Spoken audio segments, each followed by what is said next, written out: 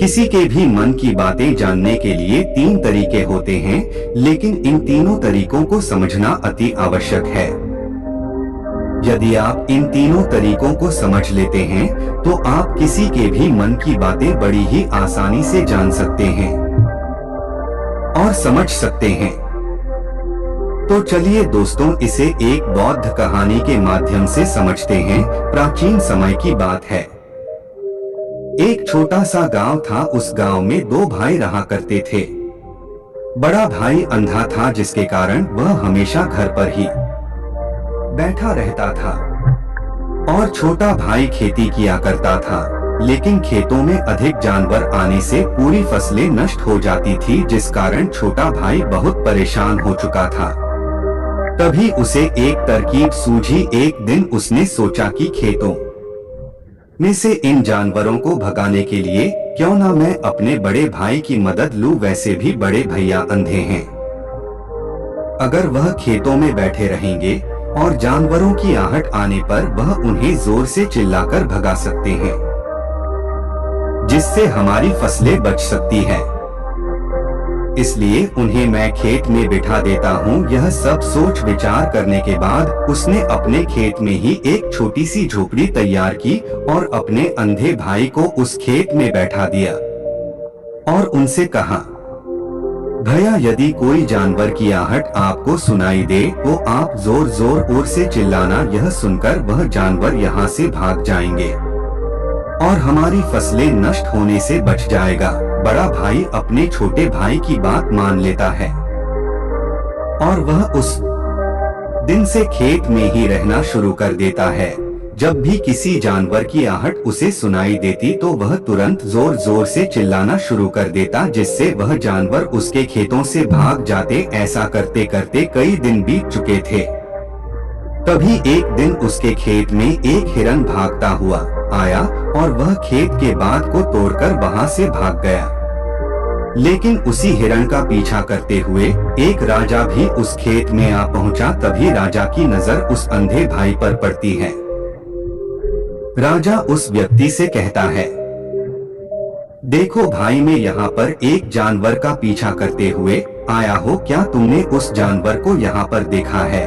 इस पर वह व्यक्ति कहता है, हे राजन, मैं तो अंधा में भला किसी जानवर को कैसे देख सकता हूँ, लेकिन मैं आपको इतना जरूर बता सकता हूँ कि जो जानवर मेरे खेतों से होकर भागा है वह आपके लायक नहीं है।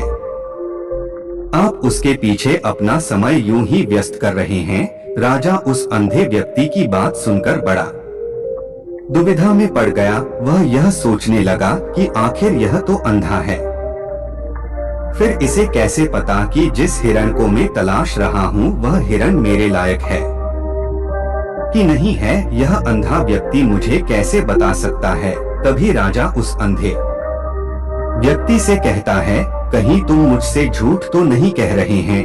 एक तरफ तुम यह कहते हो कि तुम अंधे हो और दूसरी तरफ तुम यह भी कह रहे हो कि जो जानवर यहाँ से भागा है वो मेरे लायक नहीं है। इस पर वह अंधा व्यक्ति कहता है, हे राजन, जिसे आप एक हिरन समझ रहे हैं, असल में वह एक हिरन नहीं है, बल्कि एक ही हिरनी है, और वह भी गर्भवती है। जहाँ तक मुझे ज्ञान है, मैंने कभी किसी राजा को किसी गर्भवती हिरण का शिकार करते हुए नहीं सुना है, और इसी कारण मैं आपसे यह कह रहा हूँ कि वो आपके लायक नहीं है।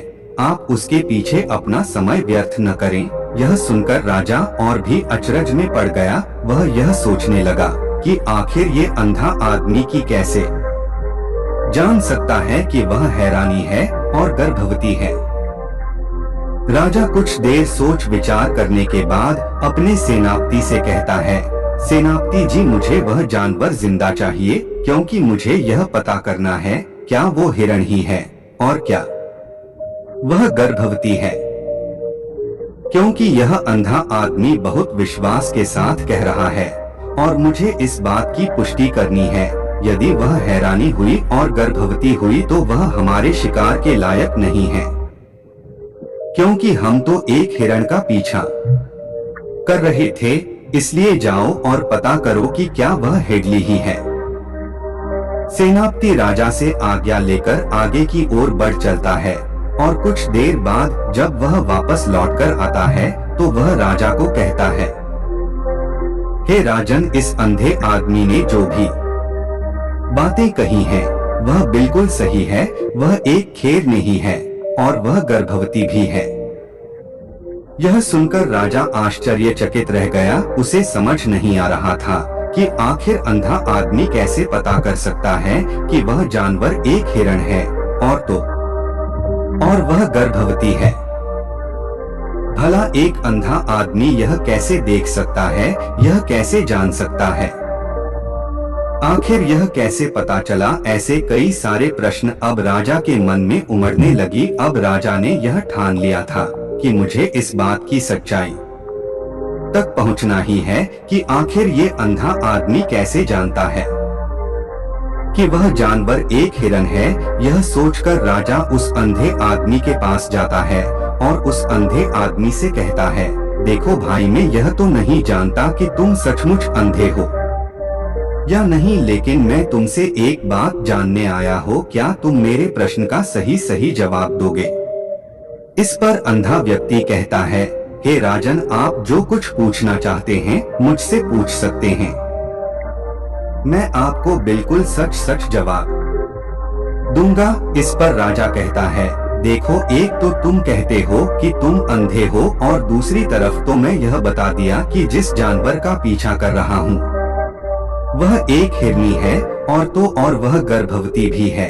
आखिर तुम्हें यह कैसे पता चला? तुम्हारे खेत में और भी तो जानवर आते होंगे और भी तो जानवर यहाँ से गुजरते होंगे, फिर तुमने यह कैसे अंदाजा लगाया? तभी वह अंधा व्यक्ति राजा से कहता है, हे राजन, आप जिस श्रेणी का पीछा कर रहे थे वह है नहीं। जब मेरे खेत में आई तो उसकी रफ्तार और उसके भागने की आहट से मुझे यह एहसास हो चुका था कि यह एक ही है और मेरे खेत की जो बात है वह बहुत छोटी है, उसकी ज्यादा नहीं है। यदि कोई हिरण होता तो उस बांध को डोर बड़ी आसानी से लांघ जाता, लेकिन वाहिनी इस बात को तोड़कर भागी है और यदि वह इस बात को छलांग लगाकर पार करने का प्रयास करती तो इससे उसके बच्चे को खतरा होता और इसी बात से मैंने यह पता लगा लिया कि वह गर्भवती है। इस कारण बहुत ज्यादा ऊंची छलांग लगाकर मेरे खेत की बाड़ को तोड़ते हुए भाग जाती है। इस पर राजा के मन में एक और प्रश्न उठा। राजा ने कहा, किंतु तुम्हें कैसे पता चला कि वह एक हिरण ही है? और भी तो कोई जानवर यहाँ पर आ सकते हैं। इस पर वह अंधा व्यक्ति कहता है कि राजन, मैं पूरा दिन सुबह शाम यहीं पर बैठा रहता हूँ और मेरी सुनने की शक्ति बहुत तेज है।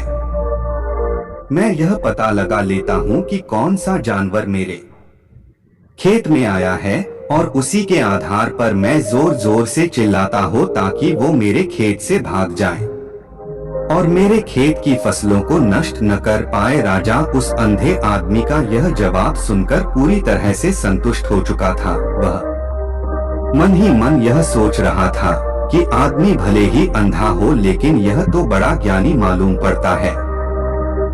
इस आदमी से कुछ ना कुछ तो काम निकलवाना ही चाहिए। यह विचार लिए हुए राजा और वह आदमी वहां से वापस अपने महल की ओर लौट जाते हैं। राजमहल पहुंचते ही राजा उस अंधे व्यक्ति से कहता है कि आप तो बड़े ज्ञानी व्यक्ति हैं, आपको किसी भी बात का पता बड़ी आसानी से चल जाता है। आज मैंने आपको यहाँ पर इसलिए बुलाया है क्योंकि मैं आपसे यह जानना चाहता हूँ कि मेरी पत्नी पतिव्रता है या नहीं। इस पर वह अंधा व्यक्ति कहता है, हे राजन, यह कैसा प्रश्न हुआ? इस पर राजा कहता है, मैंने आपसे बिल्कुल उचित प्रश्न किया है, मुझे इस प्रश्न का उत्तर दीजिए। इस पर वह अंधा व्यक्ति कहता है, हे राजन, ये सारी बातें जाने दीजिए। आपकी शादी को इतने साल बीत चुके हैं और अब आप यह बात क्यों जानना चाहते हैं? आपके मन में ऐसे प्रश्न क्यों उठ रहे हैं? इस पर राजा जिद करते हुए कहता है, देखिए, आपको मुझे इस प्रश्न का उत्तर तो देना ही होगा। यदि आप मुझे इस प्रश्न का उत्तर नहीं देंगे तो मैं आपको मृत्युदंड दे दूंगा। राजा के मुख से यह बात सुनकर वह अंधा व्यक्ति कहता है, हे राजन, यदि आप इस प्रश्न का उत्तर चाहते हैं तो उसके लिए आपको मेरा एक काम करना होगा। राजा कहता है, बोलो मुझे क्या काम करना होगा। इस पर व्यक्ति कहता है, इसके लिए आपकी रानी को मेरे साथ कमरे में अकेले छोड़ना होगा। उस अंधे व्यक्ति की यह बात सुनकर राजा पहले तो क्रोधित हो जाता है, लेकिन फिर कुछ सोच विचार करने के बाद वह उस व्यक्ति की बात मान लेता है और अपने सेनापति को आदेश देता है, सेनापति जी, इस व्यक्ति को और मेरी पत्नी को एक कमरे में कुछ देर के लिए अकेला छोड़ दें। सेनापति बिल्कुल वैसा ही करता है। अब राजा की पत्नी और अंधा आदमी एक कमरे में बंद हो चुके होते हैं। तभी वह अंधा आदमी राजा की पत्नी से कहता है, मुझे आपको छूना है। इस बात पर रानी अत्यधिक क्रोधित हो जाती है और उस अंधे आदमी को वह पकड़ पकड़ कर पीटने लगती है, कभी हाथों से तो कभी लातों से तो कभी पटक पटक कर। इस तरह से उन्होंने उस अंधे आदमी की खूब पिटाई की। उसके बाद किसी तरह से वह अंधा आदमी अपनी जान बचाकर वहां से भाग निकलता है और वह राजा के पास पहुंचता है और वह राजा से कहता है, हे राजन, आपकी पत्नी पतिव्रता नहीं है। यह बात सुनकर राजा अत्यधिक क्रोधित हो उठता है और राजा अपनी तलवार निकालकर सीधा अपनी पत्नी की ओर जाता है और क्रोधित होकर वह अपनी रानी से कहता है कि रानी, आज मैं जो भी सवाल आपसे करने वाला हो उसका मुझे सच सच जवाब दीजिएगा, और यदि आपने एक शब्द भी झूठ कहा तो मैं आपका अभी के अभी सर धड़ से अलग कर दूंगा, फिर कभी आगे बढ़े। राजा कहता है, मुझे बताइए क्या आप पतिव्रता है या नहीं। इस पर रानी कहती है कि राजन, आप भले ही मुझे जान से मरवा दी जाए, लेकिन मैं पतिव्रता नहीं हूँ। राजा यह बात सुनकर बहुत खुश हुआ, क्योंकि उस अंधे आदमी ने जो भी कहा था वह बिल्कुल सच था। यह बात सुनकर तुरंत ही राजा उस आदमी के पास पहुँचता है और आकर उस अंधे आदमी से कहता है, तुम्हें कैसे पता चला कि मेरी पत्नी पतिव्रता नहीं है। इस पर वह अंधा आदमी कहता है, हे राजन, बड़ी सीधी सी बात है, मैंने तो आपकी पत्नी से बस इतना ही कहा था कि मुझे आपको छूना है, और इस बात पर इतना क्रोधित हो उठी कि उन्होंने गुस्से में आकर मुझे लात घूंसों से पीटना शुरू कर दिया। और भला कोई औरत किसी और मर्द को कैसे छू सकती है, लेकिन उन्होंने ना आप देखा था, बस लात घूंसे मुझ पर बरसाने शुरू कर दिया। भाभी तो एक छूना ही हुआ, और एक पतिव्रता नारी कभी भी पराये मर्द को नहीं छूते। जब मैंने उनसे छूने के लिए कहा था तो वह उस वक्त मुझे मना कर सकती थी, लेकिन उन्होंने तो मुझे पीटना शुरू कर दिया और देखते ही देखते उन्होंने मेरे पूरे शरीर को छू लिया। अब आप ही बताइए, ऐसी स्त्री भला पतिव्रता कैसे हो सकती है। इस पर राजा कहता है, तुम तो बड़े ज्ञानी मालूम पड़ते हो। अच्छा ठीक है, चलो तुम मेरे एक प्रश्न का और जवाब दो। यदि तुमने मुझे इस प्रश्न का सही सही जवाब दे दिया तो मैं तुम्हें यहाँ से जाने दूंगा। आगे राजा उस अंधे आदमी से कहता है कि तुम मुझे यह बताओ, क्या मैं सच में अपने पिताजी का ही बेटा हो या फिर किसी और का। इस पर वह अंधा भी कहता है, हे राजन, इस बात से आपका क्या लेना देना, आप किसी की भी औलाद हो, आखिर आप है तो इस राज्य के राजा, इसलिए इस प्रश्न को जाने दीजिए। लेकिन राजा कहता है, अगला पाठ देखने के लिए तैयार रहना कल शाम 6 बजे।